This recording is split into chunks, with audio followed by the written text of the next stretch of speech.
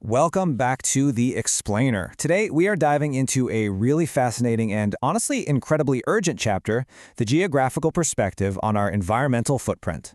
We're going to map out exactly how our everyday choices and activities directly impact the physical environment around us, and then how those environmental shifts end up reshaping our own communities. It's this massive, powerful cycle, and understanding it is absolutely crucial.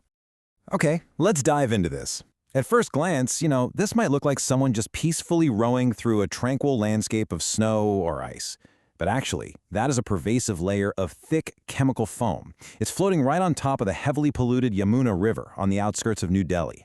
It's a really staggering visual representation of what happens when rapid industrial expansion just completely collides with our natural water systems. So, what we're really looking at here is a macro-environmental crisis. When the rivers we rely on for literally everything become toxic, well, it doesn't just look bad, it completely destabilizes the entire ecosystem and affects millions of lives. Think about it for a second. Water bodies naturally have this built-in self-purifying capacity, but when they're constantly bombarded with industrial waste, heavy metals, and untreated sewage, that natural defense mechanism just completely breaks down. To unpack this whole chapter, here's our roadmap.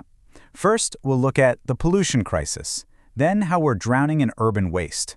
After that, we'll zoom into the human element with the rural-urban migration reality, uncover the paradox of slums, and finally wrap up on a more hopeful note with reclaiming degraded lands. All right, Section 1, the pollution crisis. To really grasp the environmental challenges we're facing, we kind of have to break down the different mediums of pollution. You've got air pollution, which is heavily driven by burning coal and various industrial processes. Then there's water pollution. That comes largely from untreated sewage, runoff from modern agriculture, like inorganic fertilizers, and of course toxic industrial effluents. We also have land pollution from improper garbage disposal and pesticide residue. And finally, noise pollution. And the kicker here, every single one of these categories is primarily driven by human activity.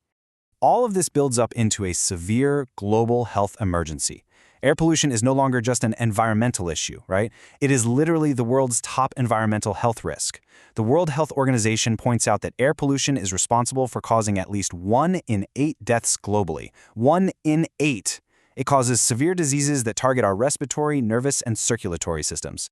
And it's not just the air we breathe or the water we drink. Our oceans are literally 10 times noisier today than they were just 40 years ago. No way, right?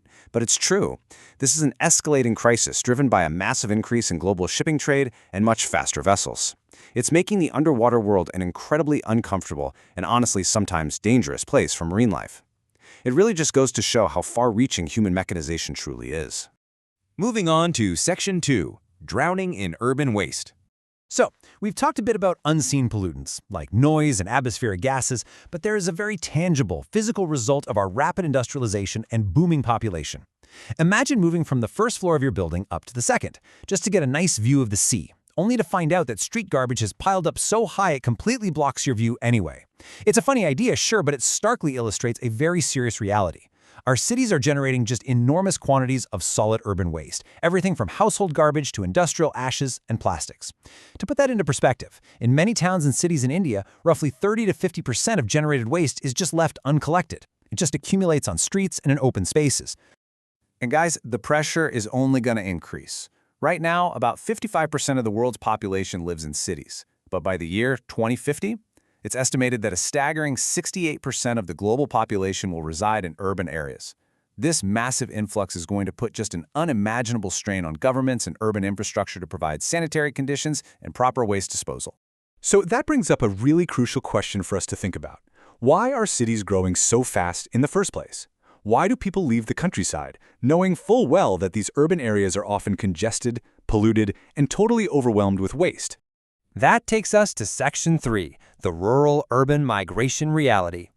We need to step away from the macro data for a second and look at the actual human stories driving this massive demographic shift. Let's look at a case study from the chapter, Ramesh. His family in Odisha was heavily in debt, trying to survive on just 3 acres of land shared among several families. Driven by abject poverty and the lure of better wages that he'd heard about from friends, Ramesh migrated to the city. He worked for meager wages at first, really struggled to assimilate, but eventually he learned welding and became a contract worker, moving between megacities. Now, while the money he sent back significantly improved his family's standard of living in the village, the personal cost was steep. He bears the immense hardship of being separated from his wife and children, who had to stay behind. And this right here? This is the reality for millions of unskilled migrants. Which leads into Section 4, the paradox of slums. And this brilliantly illustrates what happens next. When these poor, often semi-illiterate and unskilled laborers arrive in these incredibly expensive megacities looking for work, they face a severe housing crisis. They simply can't afford proper urban housing. So on one side of the urban spectrum, you've got these high-income localities. We're talking wide roads, streetlights, security, lush green belts. But right next to them, existing in just stark contrast, are the slums. These are areas practically forced upon migrants. Dilapidated houses, poor ventilation, unregulated drainage, severe overcrowding. They end up occupying the most environmentally incompatible and degraded areas of the entire city. To truly grasp what this looks like, let's look at Dharavi in Mumbai, which is Asia's largest slum. It's a place where the side alleys are literally so narrow a bicycle cannot even pass through. A single room is often rented by an entire family, sometimes 12 or more people, all crammed into temporary buildings stacked 2 or 3 stories high. It's a stark, incredibly challenging environment defined by uncollected garbage and stagnant water. But here is the incredible paradox. Despite these unbelievably harsh conditions, Dharavi is an absolute engine of wealth creation. Out of these very alleys come delicate ceramics, sophisticated leather goods, high-fashion garments, and exquisite jewelry settings that find their way into the richest houses globally. The people living in these environmentally degraded areas are actually performing the critical, wealth-generating labor that keeps the entire urban economy thriving. It's wild to think about. Finally, Section 5, reclaiming degraded lands. Okay, I know we've seen a lot of heavy stuff today. The pollution, the waste, the forced migration, the tough conditions in urban slums. It can feel totally overwhelming, but there are highly effective solutions happening right now. Take the village of Dharwala, near Meerut.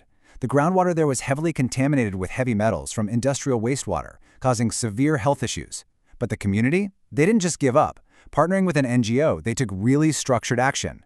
First, they surveyed the community's health status to map out the problem. Then they cleaned and desilted the village pond so that large quantities of water could actually recharge the aquifers.